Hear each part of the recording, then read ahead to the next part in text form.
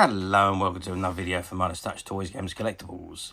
And today we're looking at something that is now very old, is certainly very, very collectible, and is incredibly difficult to find these days, which is hardly surprising because it's only a magazine, but it's back from 1973. We are looking at the Radio Times magazine for week number 1 of 1973. And it's dated from the 30th of December to the 5th of January, and 30th of December 1972 to the 5th of January 1973, and it features the Doctor Who 10th anniversary story, The Three Doctors, on the front cover. Now, The Three Doctors was, as I say, the first story in the 10th season of Doctor Who. It aired from Saturday 30th December and it ran for 4 weeks, and the last episode was broadcast on the 20th of Jan 1973, and it was the first serial of that season, of the 10th anniversary season. And it was obviously a special serial because it featured all three Doctors, or all three actors who had played the Doctor. So it was the first serial in the entire history of Doctor Who to have a previous incarnations of the Doctor in the same television serial. So we had Jon Pertwee, who was the current Doctor, William Hartnell, who was the first Doctor, and Patrick Troughton, who was the second Doctor. Now the story is all based around a renegade, well, I'll say a renegade Time Lord, but a Time Lord engineer, solar engineer, called Omega, who was the creator of the experiments that allow the Time Lords to travel through time. But he was on an experiment, and something happened, and he ended up in the universe of antimatter, and he seeks his revenge on the Time Lords as he was left for dead in that universe of antimatter. So the Time Lords, they recruit the Doctor to go off and stop Omega from wiping out the existence of the Time Lord's ability to travel through time. However, the Doctor needs help, but no one can be spared, so they conjure up enough energy to transfer the second Doctor, Patrick Troughton, from his timeline into the current Doctors. However, they don't get along, they start arguing, so they then transfer the first Doctor to sort him out. However, the first Doctor gets stuck in a time eddy because there's not enough energy to transfer him fully over. So he can only advise from a screen, the TARDIS monitor screen. So that's how the story went about, and obviously the Doctors managed to avert the catastrophe and destroy Omega, or so they thought.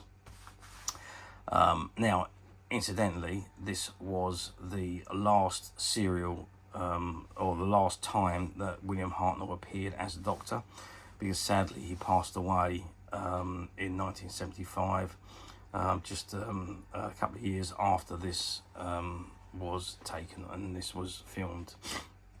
And he was very poorly at the time when this was being shot, actually, which hence the reason why they shot him on the screen and just used him as an advisor rather than an actual character moving around in the serial. Anyway, this is the magazine in front of us, and it says Happy New Year, Season Week 1, Radio Times, Which Doctor is Who? Inside all is explained as Doctor Who returns on Saturday, BBC One in colour. And at the very top, it's the Scottish version this is, and it's the 30th of December to 30th of December 1972 to the 5th of January 1973, and the cover price was 5p. Okay, that's the front cover. Let's just have a very quick look at the back cover. So the back cover, just an advert really for the John Player Hurdle Championships, unique 15-race series to help promising young hurdlers. So just a basic advert that was. Okay, let's turn the magazine back over. Let's open it up and let's see if we can find that spread on Doctor Who. Okay, so I've opened up the first page, and I just wanted to show you this section because it says on here, Radio Times, BBC TV and Radio 30th December, 5th of January. The new listing brings over 13 new and returning serials to BBC TV and radio. New Year celebration shows the special programmes to mark Britain's entry into the common market. And it's got New Who on page 6. 10 years ago, Doctor Who looked like William Hartnell in 1966. He resembled Patrick Troughton. Today, you could mistake him for Jon Pertwee. Left on the Saturday BBC One, a new Doctor Who serial brings them together, and Michael Wayne Jones talked to the three actors who have played the Doctor. So that was the intro, or the index, if you like, or the contents page, if you like. A little bit saucy adverts here for 1972-73. You don't get those in Radio Times these days, so there we are. And that says Canada, room to breathe. There we are. And obviously there's lots of old ones. For Old Lang Syne, Sunday 11:30, BBC One Colour, New Girl, New Year, New Look, and so on. So it's all about other programmes going on in the magazine. So let's turn the page over. Hogmanay for home lovers. So there's all articles there of things that was going on at the time. And we go on to the next page, and here we are, the Doctor Who spread. And it's Believing in the Magic of Space. Doctor Who, Saturday, 5:50, BBC One Colour. Cover story, 1973, sees the 10th anniversary of the seemingly everlasting Doctor Who, time and space traveller, meddler and fixer extraordinarily. Doctor Who never dies despite attempts by Daleks and other monsters. He simply acquires a new body. Already he's on his third, and here Michael Wynne Jones talks to all three at once. So it says, if you've been a follower of Doctor Who for the past 9 years, you might be forgiven for wondering what in the universe there's left for the Doctor to confront. Well, for a start, there's Doctor Who meets Doctor Who. How this strange phenomenon, there are no imposters, occurs, you can discover this week when a new Doctor Who serial begins. Since 1963, there have been 3 Doctor Whos, each successfully defying the accepted laws of human nature.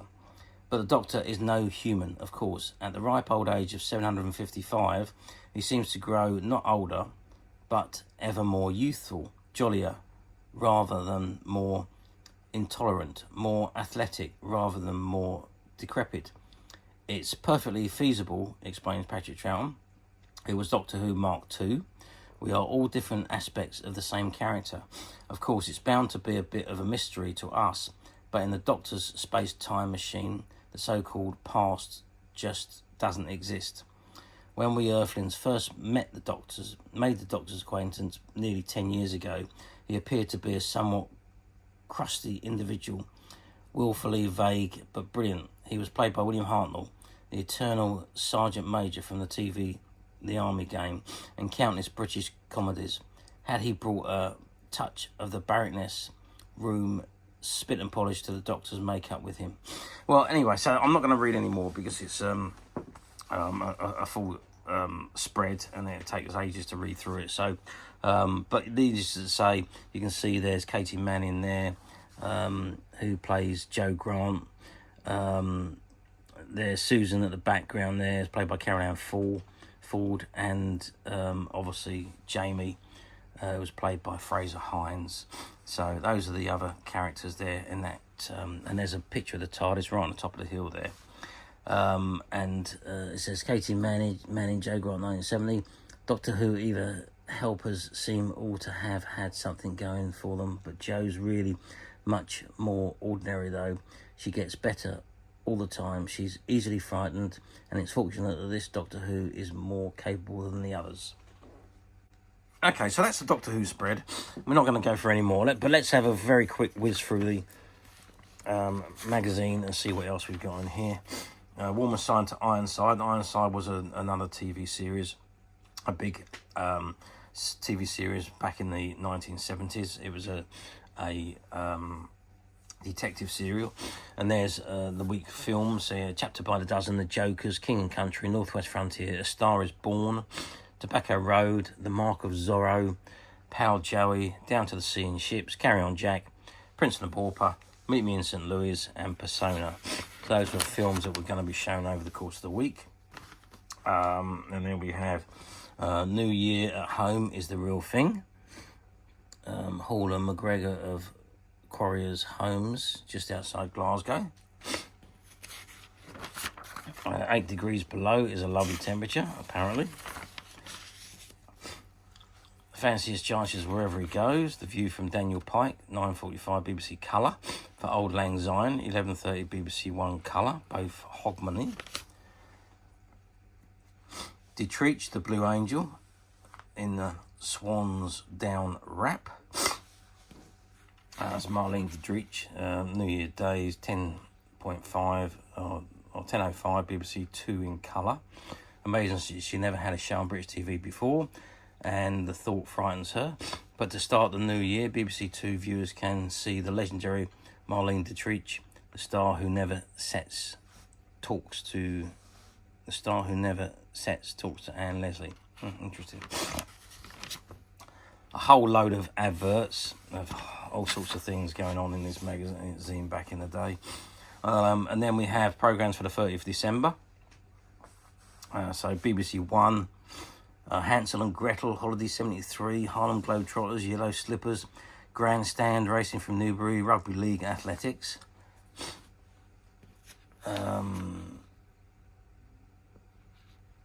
BBC Lancer, Final Score, Sports Day, The Basil Brush Show, News, Sports Reel, and there is Doctor Who at the bottom there. It's 5:15 colour, new series, Doctor Who, starring Jon Pertwee in The Three Doctors with Patrick Troughton and William Hartnell. Part 1 of a 4-part story by Bob Baker and Dave Martin. It says a streak of space lightning heads for Earth from a distant galaxy, bringing with it strange new enemy for the Doctor. The Time Lords themselves, under siege, are powerless to help. And you've got all the other actors. So Mr. Hollis, Dr. Tyler, Mrs. Hollis, Doctor Who, Brigadier Joe Grant, Sergeant Benton, Corporal Palmer, President of the Council, the Time Lords, the Chancellor, and William Hartnell and Patrick Troughton Doctors. So that was the TV guide there. And again, the more guides for the same evening. And then you've got BBC Radio 1, Radio 2, Radio 3, and Radio 4, and Saturday Radio. And then we're on to the following day, television serials again. And the following evening, our leading line, all-time greats, A Star Is Born. So some classic programmes that we all consider now to be old programmes, but at the time they were obviously very current. And then we're on to the next day, Captain Pugwash, which was Monday, and so on. So there was all the TV serials, more adverts going on in here. Tuesday TV listings for the 2nd of January, and the radio listing for the 2nd of January. And then we had the Wednesday for the Wednesday the 3rd of January, and for the 4th of January. Is that Last of the Summer Wine? Comedy Playhouse, but it's more or less Last of the Summer Wine. Now, I don't think Last of the Summer Wine was around in 1973, but that is pretty much a prequel to it, probably. And Thursday, the 4th of January, I think that was the last day, and there's loads more adverts in here. And there we are, Friday the 5th of January, Tomorrow's World. That was a classic television show at the time. The Virginian, blimey. Classic programmes. Walking with Wise, 9 o'clock news, Cannon, again another one. Yeah, lots and lots of classic television programmes at the time, and then of course all the radio times, and then education publications, and more articles of things that are on the Beatles by the looks of that. That's John Lennon there. So yeah, lots of articles going on in the magazine, and that brings us to the end so there we are. That is the Radio Times magazine for the very first one of 1973, season 1, week 1, and it was 30th December 1972 to the 5th of January 1973. Okay, are you going to ask how well this done? Well, Radio Times was a very big magazine at the time. If you wanted to know what was going on television, and to know what programs were coming on, well, Radio Times was the thing to buy, because that showed you a whole week's worth of TV that was coming up. So if you didn't know, you didn't get a lot of previews of TV as you do these days. Back in those days, you got the odd advertising programs coming, but otherwise you either had to check the newspaper for the day, or you would get the Radio Times and see the programs for the week. So I think you had the Radio Times, which covered all BBC, and you had the TV Times, which covered ITV. So that was just the two. BBC had BBC One and BBC Two, and ITV just had ITV. Basically, there was only 3 channels on TV back in those days. So yes, very popular magazine. Everybody who was anybody had the Radio Times every week, pretty much. They were either delivered to your door with your news agents with your newspaper, or you went to your local news agents and bought them. So very, very popular magazine. But of course, like anything, back in the time, these magazines were only meant to last a week, and then you throw them away. It wasn't even recycling back in those days. You just literally threw them away when the week come to an end.